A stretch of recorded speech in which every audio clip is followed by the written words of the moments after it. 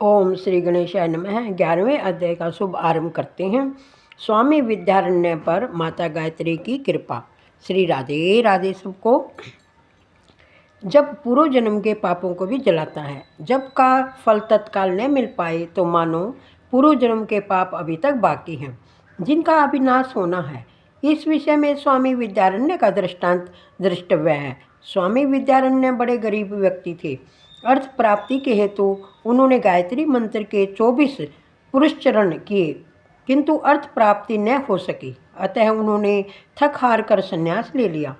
उस समय उन्हें माता गायत्री के दर्शन हुए। माता ने कहा, मैं तुझ पर प्रसन्न हुई, जो चाहे सो मांगो। श्री राधे राधे।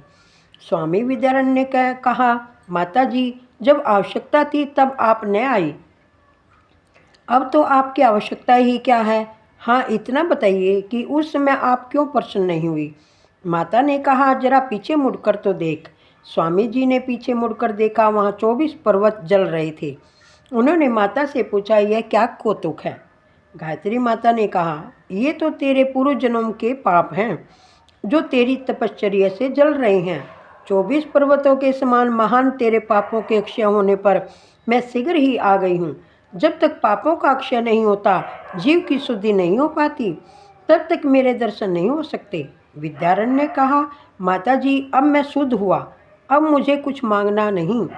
आगे जाकर उन्होंने पंचदशी नाम का वेदांत का उत्तम ग्रंथ लिखा। श्री राधे राधे। भगवान नारायण ने प्रचेताओं को दर्शन देकर आज्ञा दी कि तुम विवाह करो। राधे राधे। विवाह करना पाप नहीं है। गृहस्थ आश्रम भक्ति में बाधक नहीं, साधक है। 1-2 संतान होने के बाद संयम का पालन करो। यह जीवात्मा कई जन्मों से काम वासना भोग रहा है। विवाह करने से काम सुख की सूक्ष्म वासना दूर होती है।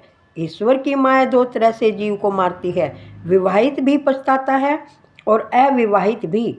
गृहस्थ आश्रम का वातावरण ऐसा होता है कि विषमता करनी ही पड़ती है। श्री राधे राधे।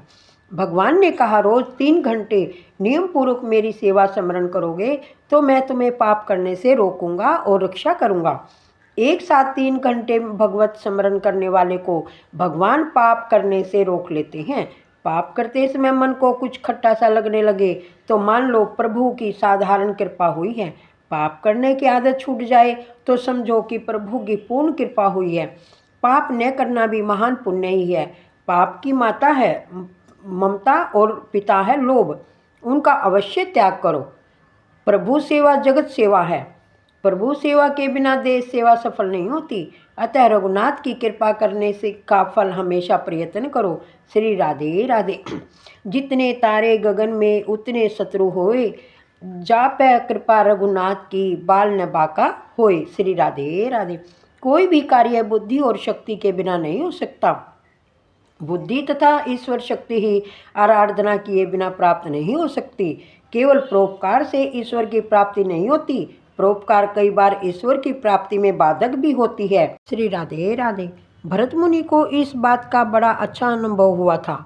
काम का अर्थ है घंटा, प्रहर का अर्थ है 3 घंटे। मनुष्य को चाहिए कम से कम 3 घंटे का वह प्रतिदिन जप स्मरण करे। भगवान तुमसे संपत्ति नहीं, समय मांगते हैं। उन्हें समय देना चाहिए। दुख का कारण मनुष्य का अपना अनुभव है। स्वभाव को सुधारना बड़ा टेढ़ा काम है। तीर्थ स्थान से विष्णु याग करने से स्वभाव नहीं सुधरता। परमात्मा के ध्यान से जप करने से स्वभाव सुधरता है। अनेक जन्मों से यह जीव पाप करता आया है। पाप करने का स्वभाव भगवान के जप से, भगवान की कृपा होने से ही छूटता है। ग्रस्तों को प्रचेताओं की कथा द्वारा बोध दिया गया है। श्री राधे राधे। भगवान कहते हैं, तुम मेरे लिए 3 घंटे खर्च करो, मैं 21 घंटे तुम्हारी निगरानी करूंगा। श्री राधे राधे। हे जीव, मैं तुम्हें पाप से रोकूंगा। जो मनुष्य भगवत दर्पण बुद्धि से कर्म करता है, जिसका समय मेरी कथा वार्ता में समय व्यतीत होता है, उसके लिए गृहस्थ आश्रमी होने पर भी घर बंधन का कारण नहीं होता और यह संसार उसे नहीं फंसा पाता। श्री राधे राधे। अन्यथा गृहस्थ आश्रम में काम शक्ति और अर्थात शक्ति बढ़ती है। सभी को पूर्व के प्रारब्ध कर्मानुसार ही संतति और संपत्ति मिलती है। अतः इसका हर्ष शोक मनाना नहीं चाहिए। उसकी चिंता छोड़कर भगवान के भजन में लग जाओ। श्री राधे राधे। मन के शुद्ध होने पर जानो कि भगवान की कृपा हुई है। श्री राधे राधे। अन्यथा मनुष्य की वृत्ति तो अरहन की, जैसे वह लोहे का टुकड़ा जिस पर रखकर लोहार लोहे पर घन चलाता है, वैसे हो जाती है। चोरी और सुई का दान करने की होती है। ऐसी वृत्ति छोड़नी चाहिए और मिट्टी, पत्थर और कांचन को एक जैसा समझना चाहिए। रांका और बांका जैसा वैराग्य होना चाहिए। एक वृत्तांत।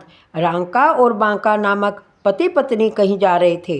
रांका आगे था और बांका पीछे थी। रास्ते में रांका ने देखा एक सुवर्ण हार पड़ा हुआ था। उसने सोचा हार को देखकर बांका की दृष्टि मति भ्रष्ट हो जाएगी, तो वह उस हार को धूल से ढकने लगा।